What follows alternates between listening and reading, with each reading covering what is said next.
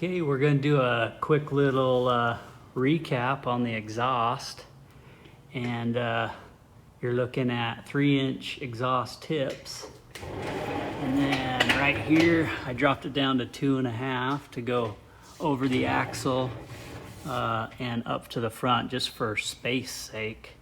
I wanted to have plenty of room for the exhaust, not try and cram 3-inch all the way to the front, which I probably could have, but it was going to be a little bit dicey in this area. We're doing all these 90s and the Y portion for the cutouts. So anyway, that's why I went that way, but I wanted the rear to look beefy. And then here's a look at those full bore mufflers that are sort of a replica of the Flowmaster original 40 series. I'm really liking the way those sound. I've kind of asked what people thought about the sound between the Fitech and the Flowmaster, or this Flowmaster copy. And there have been some that liked the Fitech sound, but for me, I'm definitely sold on this Flowmaster sound, so I'm keeping those on there. They sound awesome. I haven't still put in the hangers. I got some stainless steel rods and brackets to put in here, so what you're seeing is still those temporary hangers. When I do those permanent, I'll show you how they look. And then here is the cutouts. I was just going to review those a little. This is a Y pipe section, and wasn't too difficult to put in there, but you can see there's a weld on the forward side, weld on the aft side into the main pipe. If you didn't have cutouts, you just have a straight pipe here. And so what this Y does is give you an option to run these cutouts. And I used the QTP cutouts. There's the the initials right there, QTP, and they've been working really well. I've had them on for a year now, still running without any issues. And sometimes they do. Sometimes they get beat up a little because there's a lot of heat cycling. But so far so good. I'll have to knock on wood. Hopefully those keep running well.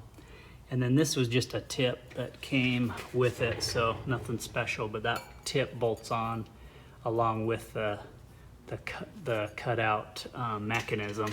And in this case, it's a butterfly that just opens and closes. I'll show you those in action here.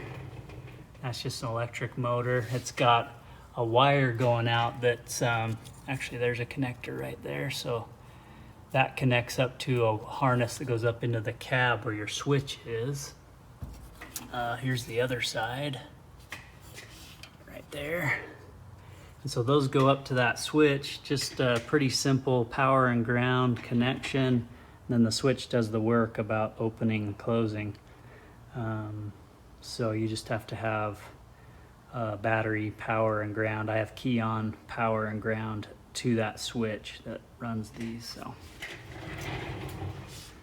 same copy on this side. I'll tell you, I use these clamps as the connector between this pipe and that pipe. In between here is a flat flange, so flat on this side, flat on this side, and then this pulls them together really tight. It's one of the best seals you can get for exhaust pipe where you want to disconnect it occasionally or periodically. So I got my front header section separate from this mid section, and it goes back to here, the front of the muffler. That's a section I'd want to be able to take out separately, especially with this cross member right here. That's a frame cross member I don't have to take out if I have to pull the exhaust and then the transmission, for example.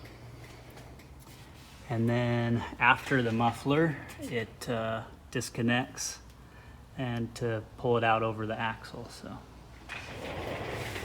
this is another disconnect point here.